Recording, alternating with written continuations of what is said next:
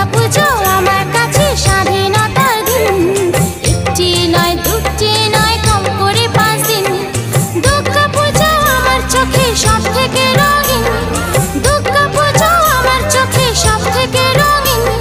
ষষ্ঠী থেকে দশমী এই কম করে 5 দিন।